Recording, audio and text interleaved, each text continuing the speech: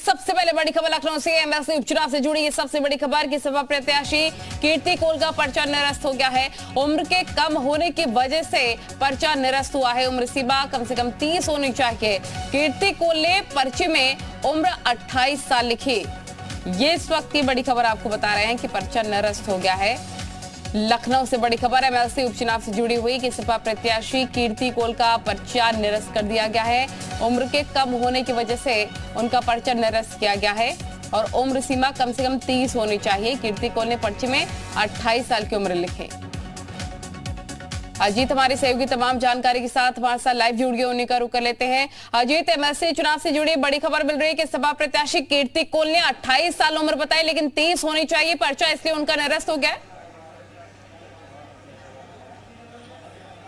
देखिए बिल्कुल नलिनी, इस वक्त की एमएलसी के उपचुनाव से जुड़ी ये बड़ी खबर है। समाजवादी पार्टी की प्रत्याशी कीर्ति कोल का पर्चा निरस्त किया गया और निरस्त करने की वजह जो रिटर्निंग अफसर है उनकी तरफ से कहा गया है कि एमएलसी का चुनाव लड़ने के लिए 30 साल उम्र होनी चाहिए कम से कम, लेकिन उन्होंने अपने नामांकन पत्र में जो उम्र भरा है वो 28 साल भरा, जिसकी वजह से उनके पर्चे को खारिज कर दिया गया। समाजवादी पार्टी को ये बड़ा झटका लगा, विशेष तौर से अखिलेश यादव को। वो डैमेज कंट्रोल करना चाहते थे। राष्ट्रपति चुनाव में आदिवासी प्रत्याशी जो राष्ट्रपति बन चुकी भारत की द्रौपदी मुर्मू, उनका उन्होंने विरोध किया था, तो आदिवासी की तरफ से यानी अनुसूचित जनजाति कोल प्रत्याशी जो उन्होंने दिया था उससे वो मैसेज देना चाहते थे कि उत्तर प्रदेश में उनके साथ है। लेकिन यहां भी वो गच्चा खा गए। एक तरीके से कहा जाए कि आपने जब पर्चा भरा जाता है तो अधिवक्ताओं से बाकायदा उसकी एक तरह से स्क्रूटनी कराई जाती है और चेक कराया जाता है, लेकिन उन्होंने ऐसा नहीं किया। इसलिए कीर्ति कोल का पर्चा निरस्त हुआ और अखिलेश यादव और समाजवादी पार्टी को एक झटका बड़ा लगा, क्योंकि विधान परिषद के उपचुनाव में उन्होंने प्रत्याशी खड़े किए थे और कीर्ति कोल के तौर में किया था और एक मैसेज देना चाहते थे कि वो आदिवासियों के साथ है, अनुसूचित जनजाति के लोगों के साथ है। लेकिन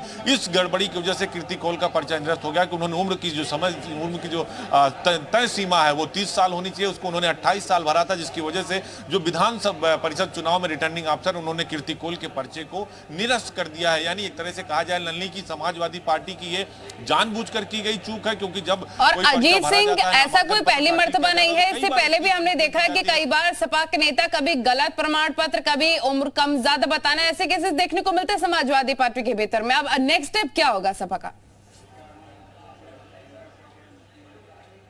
देखिए बिल्कुल इसका मैसेज यही जाता है कि आपकी तैयारी अधूरी होती है। आप जल्दबाजी में फैसले लेते हैं और आप जब कोई फैसला लेते हैं उसको गंभीरता से नहीं लेते। अगर आप प्रत्याशी चुनाव लड़ा रहे हैं तो उसका जो नामांकन पत्र कई सेट में दाखिल होता है, 2 सेट 3 से 4 सेट तक सेटों में दाखिल होता है नलिनी। लेकिन अगर आपने उसको जांचा परखा देखा नहीं, आपने उसको क्रॉस चेक नहीं किया, आपने उसकी स्क्रूटनी नहीं कराई, तो आपकी लापरवाही मानी जाएगी और जनता में एक मैसेज चला जाता है कि हर बार आप ऐसे ही करते हैं, चुनाव लड़ने का आपका मन नहीं होता और जानबूझकर ऐसे प्रत्याशी दे देते हैं जो अवैध घोषित हो जाते हैं, यानी उनका पर्चा अवैध घोषित हो जाता है। और यही बात कीर्ति कोल के साथ भी हुआ और एक मैसेज देने की जो कोशिश समाजवादी पार्टी कर रही थी उसमें कहीं ना कहीं फेल हो गई। और जो बीजेपी है अब वो सवाल खड़ा करेगी कि इनकी तैयारी अधूरी रहती है और ये जानबूझकर, सुबह देखिए अरुण राजभर यही कह रहे थे कि राष्ट्रपति चुनाव में विरोध किया और अब आदिवासी को मोहरा बनाकर उसको चुनाव लड़ा रहे हैं। तो ये जो मैसेज समाजवादी पार्टी अखिलेश यादव देना चाहते थे वो दे नहीं पाए और कहीं ना कहीं उनको इसका नुकसान झेलना पड़ेगा। नलिनी, ठीक है अजीत, आप बने रहिए, आपके पास लौटेंगे।